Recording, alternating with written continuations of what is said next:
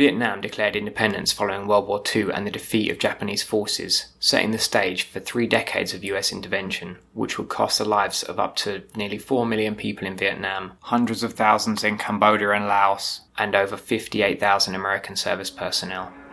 This is Working Class History.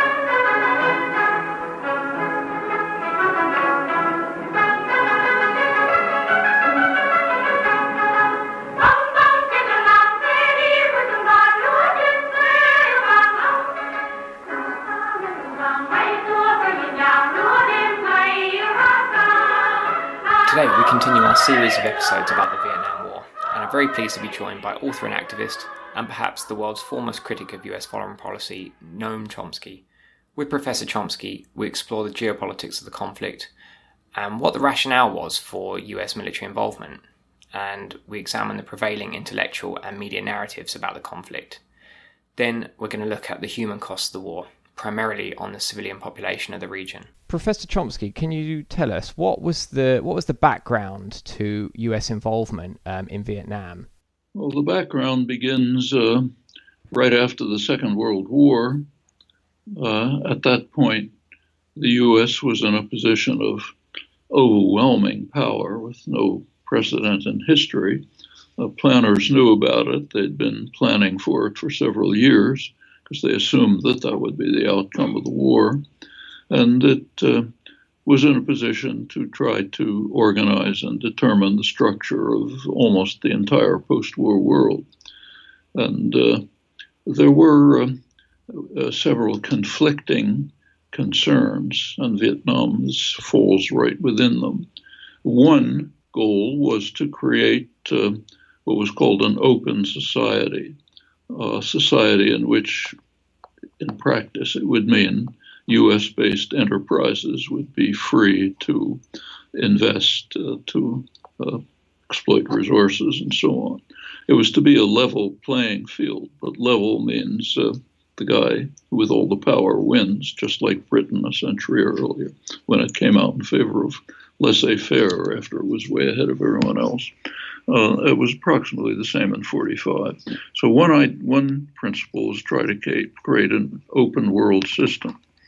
But however, that conflicted with another priority to ensure that Europe would reconstruct and be essential partner, sort of client partner of the United States. But for Europe to reconstruct after the war, it had to have access to the resources of its former colonies. And there was a conflict because the U.S. wanted to break up the imperial preference systems, but on the other hand, it sort of needed them, at least temporarily, to allow Europe to reconstruct to be the center for U.S. investment and trade and so on, and also for geostrategic reasons, to be a client in the world order. And if you take a look, the U.S. made different decisions in different places. So, for example, in what's now Indonesia, which was a Dutch colony, after a couple of years, by 1948, the United States decided to support the independence movements against the Dutch. That was after they had carried out an effective anti-communist massacre, which gave them credentials. In Vietnam, the U.S. was initially fairly sympathetic to the Vietnamese liberation movement. France was trying to reconquer its former colony. But by 1949, that changed. When China became independent, what's called in the United States the loss of China, which is a very revealing expression. It indicates the assumptions of the time. But after the loss of China, U.S. policy was recalibrated for all of Asia, and the U.S. decided to support France in its reconquest of Vietnam.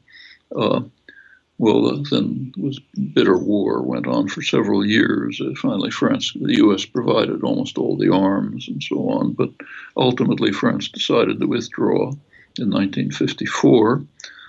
A settlement was reached, the Geneva settlement. The U.S. regarded it as a disaster. An official documents tell us, decided not to uphold it and insisted on, according to the Geneva agreements, there was to be an election in 1946, which would 56, which would unify the country, but the U.S. decided to cancel the election and establish the state of South Vietnam. The reasons were quite explicit. They were spelled out clearly in internal documents. The basic reason was what's called the domino theory. They didn't call it that, but the idea was that if Indochina became independent, if Vietnam became an independent state and pursued a course of successful development, it might influence others. The way Henry Kissinger described it later, speaking of Chile under Allende, it would be a virus that might spread contagion. And the idea was that it would spread contagion to Burma and to Thailand and might even influence Indonesia, which was really important. The United States didn't care that much about Indochina, but Indonesia was a big place with very rich resources. And after that, it might even reach as far as Japan. Japan might accommodate to an independent East Asia, become its technological and commercial center. And that would, in effect, reconstitute the world order that Japan was trying to create during the Second World War, that the U.S. fought to prevent. And in the early 1950s, the United States was not ready to lose the Second World War in the Pacific. Japan was what the a leading Asia historian, John Dower, called the super domino. That's what they were really concerned about. Well, how do you deal with a virus that's going to spread contagion? It's pretty straightforward. Kill the virus, inoculate the potential targets by imposing harsh military dictatorships which prevent any spread of the contagion. And that's pretty much the history of what follows. You could go through the details. Through the 1950s, the U.S. instituted a client state in South Vietnam, which was pretty brutal. It killed maybe 60, 70,000 people. It elicited resistance from inside. North Vietnam didn't really want to get involved. They had their own problems of reconstructing the society after a terrible war. But finally, by the late 50s, North Vietnam agreed to support the Southern resistance, which the Southern U.S. government couldn't control.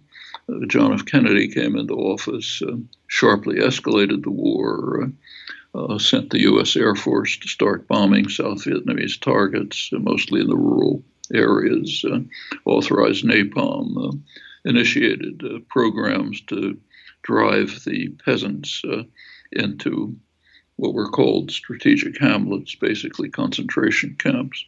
The idea is to, using the Maoist metaphor, to drain the sea so that the guerrillas would not have a base.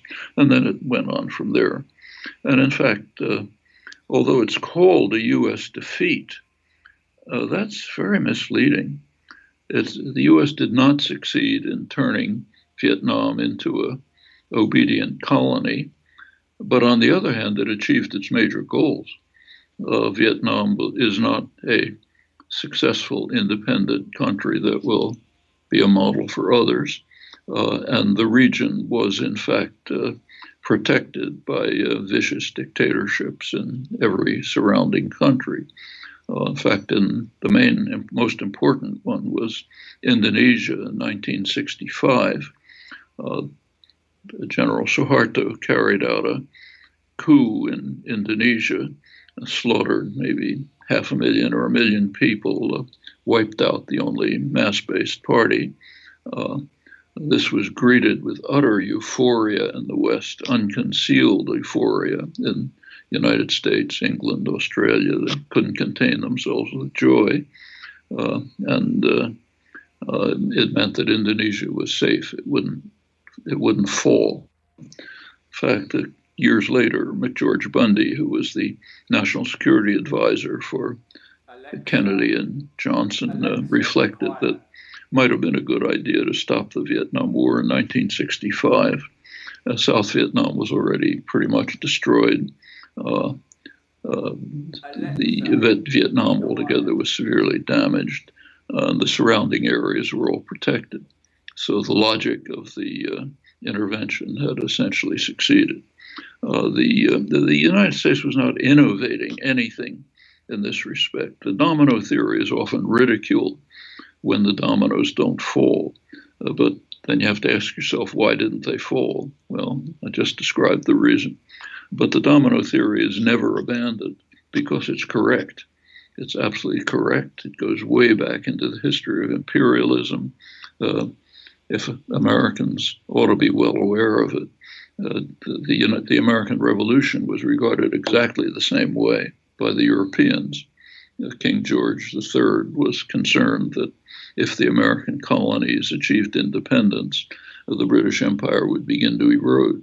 Others would try to follow the same course, and pretty soon Britain would just be a small island off the coast of Europe. The continental leaders, the Tsar of Russia, Metternich, and so on, were deeply concerned about what they called the threat of republicanism and popular government that might spread from the American colonies elsewhere, and that would destroy the old order. So it's just an old story. Every imperial coward does it. The U.S. does it all the time. And that's the basic history of the Vietnam War. It's not the way it's described almost ever. But if you look at the internal documents and the framework, that's pretty much what happened. Meanwhile, Indochina was virtually destroyed.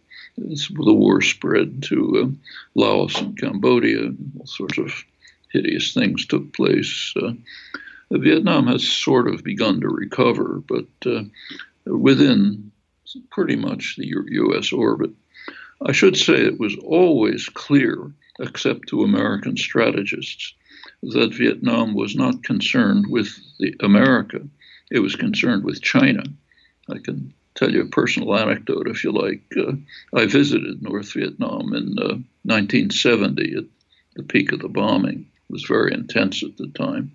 There was a short bombing pause, and they invited me to come to lecture at the ruins of the Polytechnic University, which I did for several days. But I met with the usual high officials and so on. And they couldn't have been clearer. Their basic message is, you guys are destroying us, but you're going to go away. That country up there is not going to go away. Now, that's the one we're worried about. American strategists, leaders, CIA could never figure this out. I mean, that was their concern all along.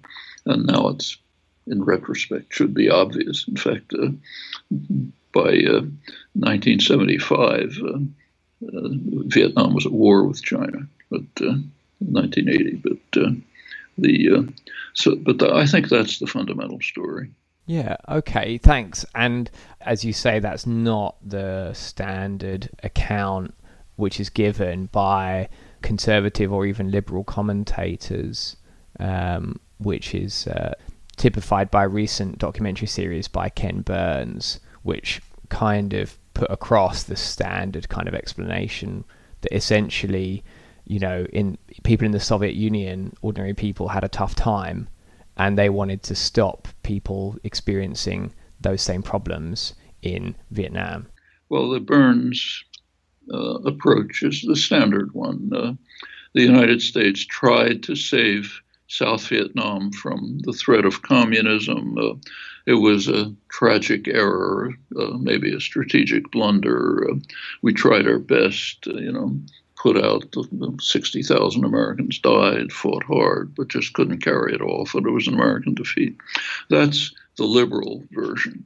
The conservative right-wing version is we were stabbed in the back. If we'd really fought harder, we could have won.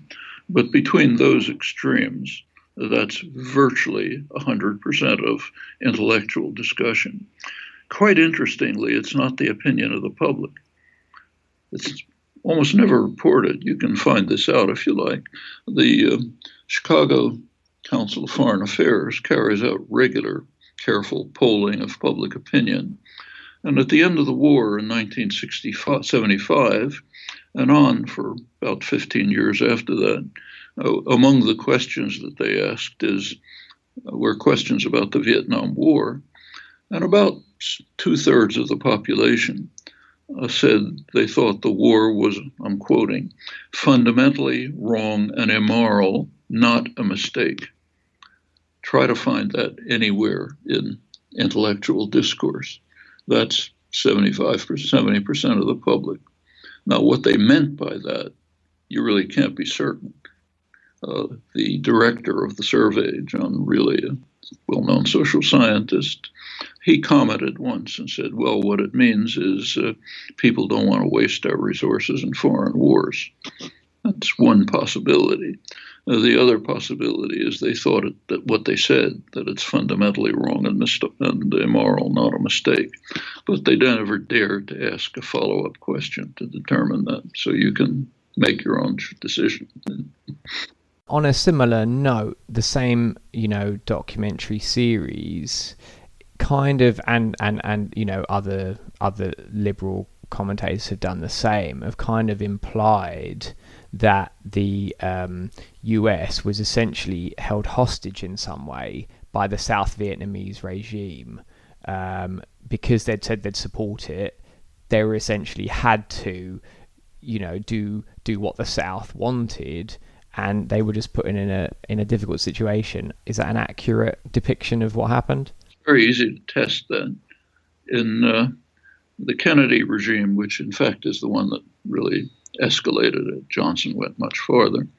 I guess it was August 1963, the Kennedy administration discovered, this is a couple of months before the assassination, the Kennedy administration discovered that the South Vietnamese regime that they had installed, the Diem regime, was negotiating with the North for a peaceful diplomatic settlement of the war. Well, if they'd wanted to get out, that's a perfect opportunity. Say, here's the diplomatic settlement. We did our job. Goodbye. What they did, however, was initiate a military coup to overthrow the government and install a very hawkish general.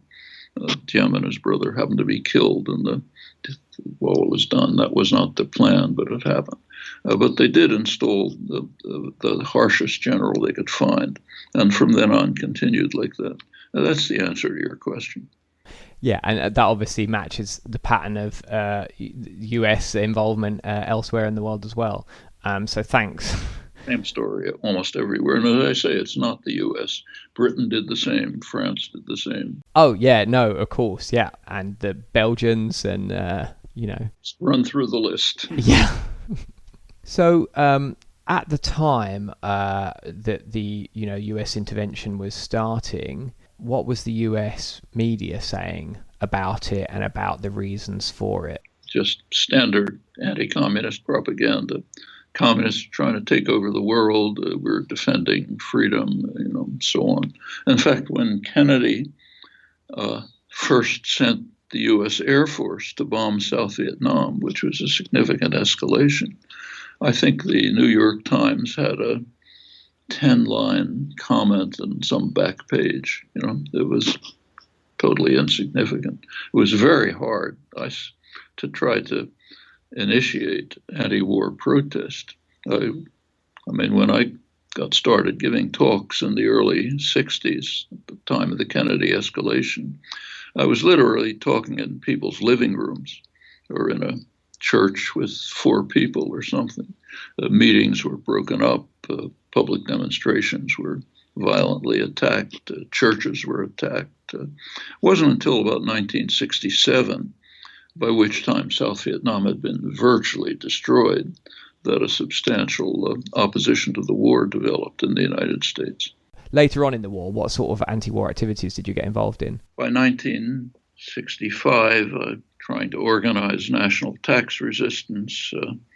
By 1966, a number of us were moving on to organize much broader resistance to the war, support for draft resistance, deserters, others. In fact, by 1968, I was already facing a federal trial for resistance activities. It was called off after the Tet Offensive, and by then there was a large anti-war movement. There were demonstrations, protests, and so on. Went on till virtually the end. You personally had the honour of being put on Nixon's notorious enemies list. Am I right?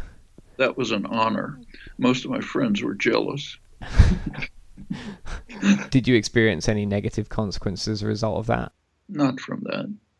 In fact, it was kind of surprising. I had been organizing criminal activities like tax resistance, support for resistance, but the pressures were not, any pressures you couldn't claim were illegitimate, because they were openly, publicly, what are regarded as illegal activities.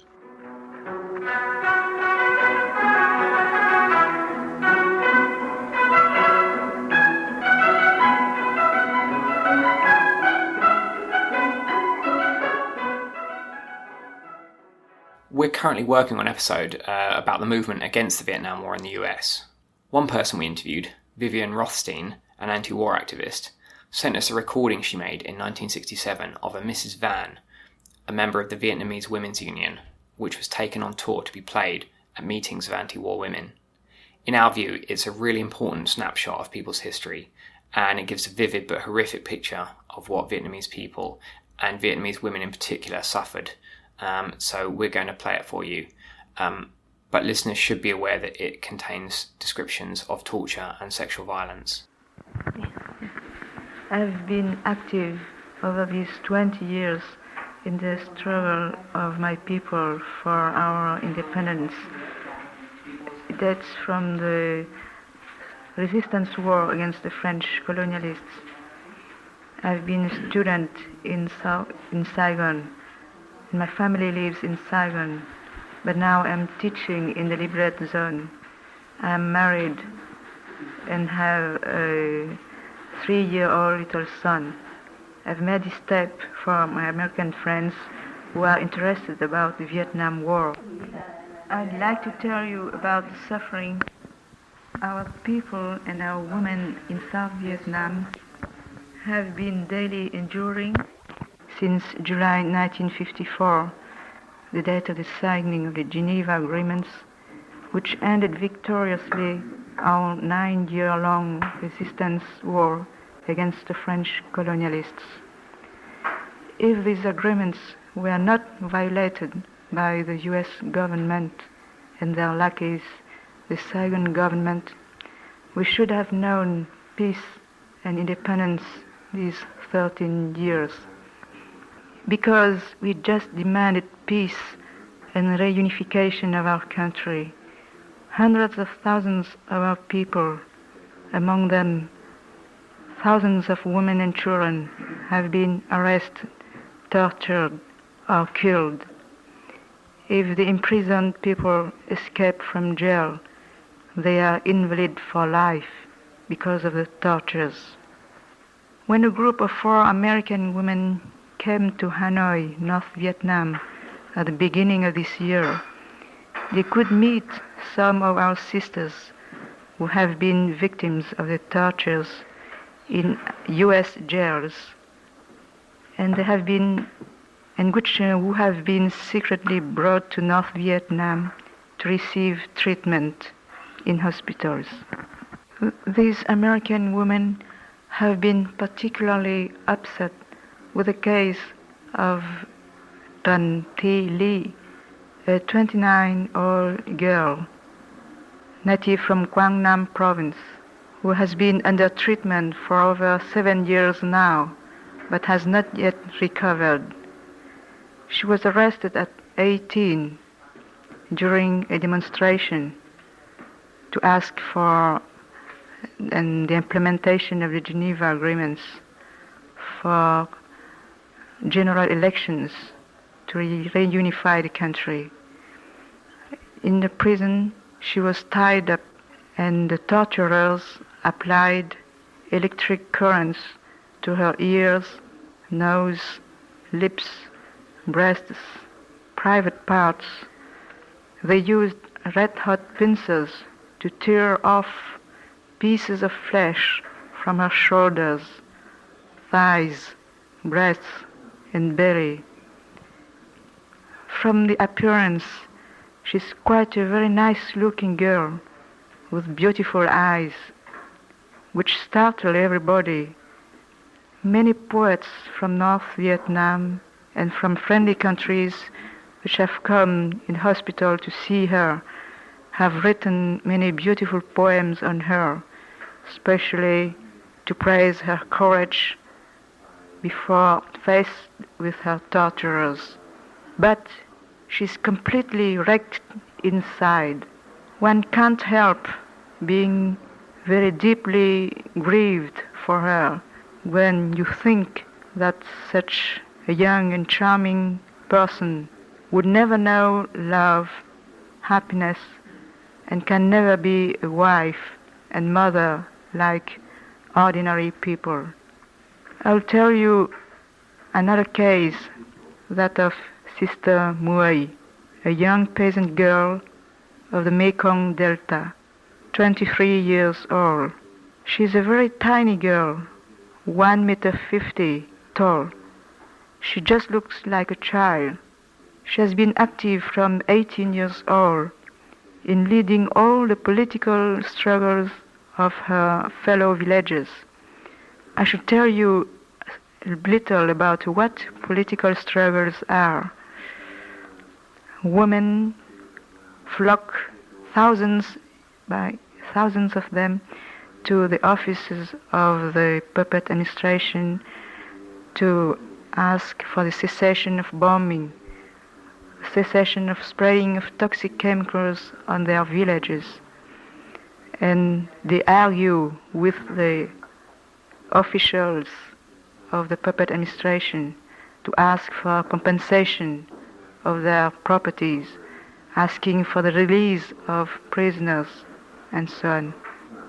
So Muay began to work to lead the people to hold such demonstrations since she was 18, and through 3 years until she was arrested, 21, she led nearly 100 political struggles face to face with the enemy. Her arguments were always very sharp and clear, very effective. So many times the demonstrations she led were successful. The enemy had to give compensation. When she was arrested at 21st, she was savagely tortured. Her 2 legs completely crushed. The torturers threw her into a barrel full of water, then apply an electric current through the water. She fell into unconsciousness many times, but every time she came to, she were again thrown into the barrel and exposed to such tortures. But she won't tell anything about the other activists and cadres. After 1 year's detention and tortures, she was released, and I could meet her at the time of her release, and I've lived with her for some time. She didn't quite completely recover till now.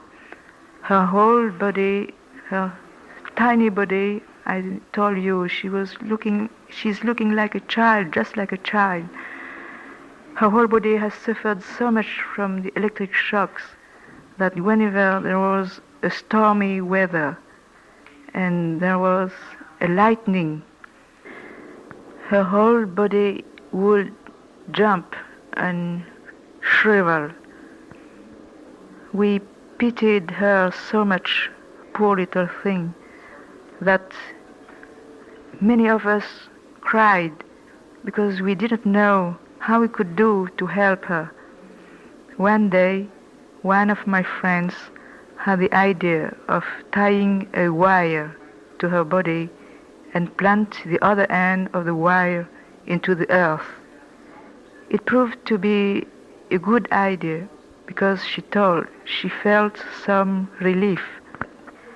From that time, we always had a reel of wire with us, and every time there was a storm, we set her in a hammock, tied the wire around her, and planted its end into the earth. So she felt relieved. We all were very moved by her youth and her courage faced to her torturers. There are thousands of women and girls like Tran Thi Ly and Little Muoi in South Vietnam. Over the past 3 years, with the massive dispatch of nearly 1.5 million American troops and 56,000 troops of the American satellite countries, the sufferings of our women have still increased. Most of victims of their so-called search and destroy operations are women and children. During these raids, raping is considered as part of the fighting task of the GIs. There is raping en masse. Many women have been raped to death, others killed immediately after being raped.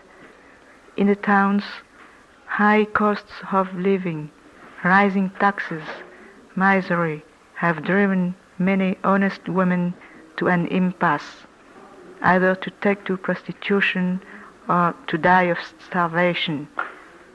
The Saigon administration has established official brothels at American bases at Da Nang, Pleiku, etc. These facts are great offenses to the moral and traditional virtues of our women and are the biggest crimes that the American government has committed towards our people and our generations to come. Never shall our people tolerate these crimes to go unpunished. A Vietnamese saying tells, in face of invaders, women should fight as men. Faced with the tragedy of their families being broken, their beloved ones being killed mercilessly, their own lives being threatened at any moment, simple peasant women, even illiterate, have risen up with all the strength of their patriotism to take up arms and have accomplished many worthy acts. Women also take part in armed struggle, especially among the guerrillas. They organize ambushes, attack armored cars, down U.S. planes. Sometimes one team of women guerrillas put out of action and drive away some 100-men-strong units. Mrs. Nguyen Thi Ut, an heroine of the Liberation Army, a mother of 6 children, together with her husband, has participated in many engagements and fought the enemy by all ways and means. We are very proud of our sister, Mrs. Nguyen Thi Dinh, the president of the South Vietnam Women's Union for Liberation and deputy commander of the South Vietnamese Liberation Armed Forces. Despite bombing, women work actively to build a new life in liberated zones. In many localities, 60% of women are men workers because men have gone into the army.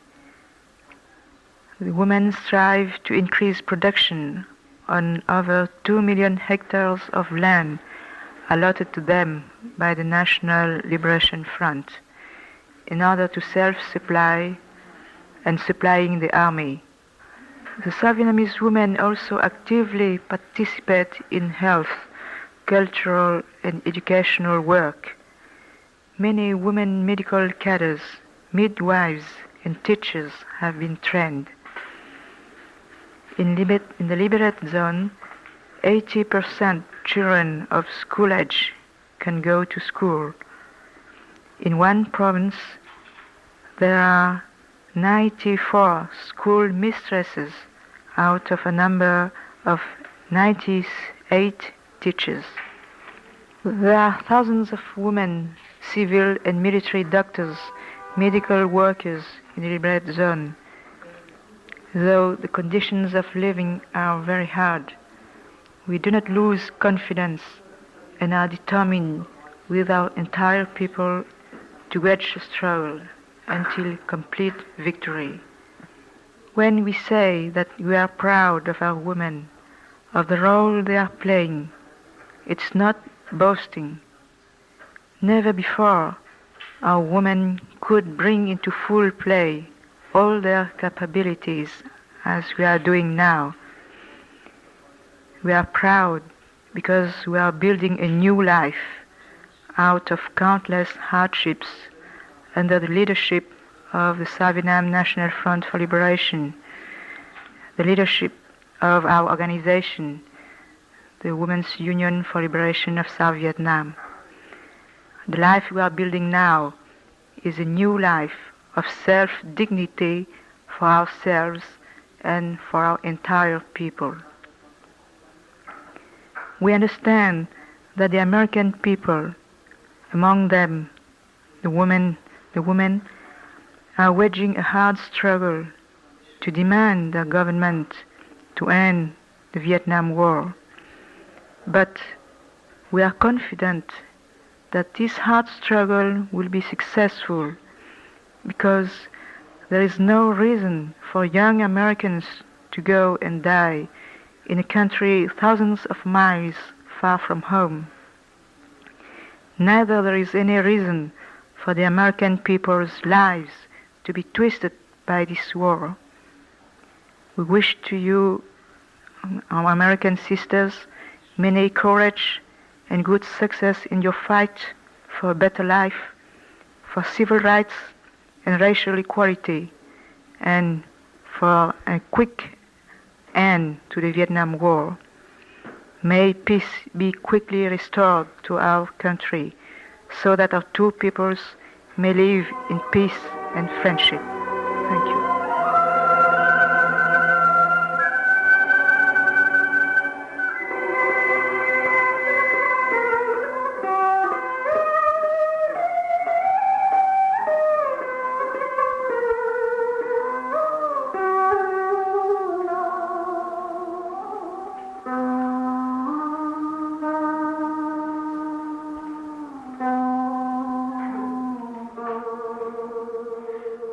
Despite the brutality of the US military, the South Vietnamese regime and their other allies, and their collective punishment of the Vietnamese civilian population, they were unable to stamp out the National Liberation Front or Viet Cong or North Vietnamese forces. As covered in our episodes 10 and 11, the 2.7 million US service personnel who served in Vietnam had become less and less willing to fight as well and were becoming more rebellious. And at home, the anti-war movement had reached a critical mass with regular huge protests and disruption, which meant that the American government couldn't afford politically to send more troops or money. So the war finally ended in 1975 with victory for North Vietnam, who inherited destroyed cities, a traumatized population, and a devastated countryside.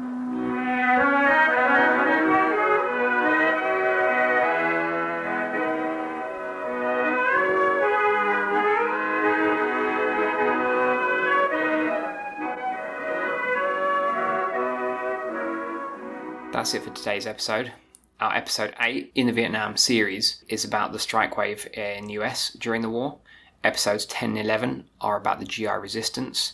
Episode 12 is about revolutionary black workers organising in Detroit during the conflict.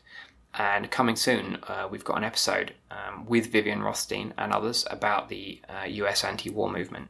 So do watch this space. Noam Chomsky's book, Who Rules the World, is out now and available in the show notes below. Also in the show notes are links to background information and further reading. Thanks to our Patreon supporters who make this podcast possible. You too can support us on Patreon and get exclusive early access to episodes, bonus audio and more at patreon.com/workingclasshistory. This episode was edited by Emma Cortland and Stephanie Heidel. Catch you next time.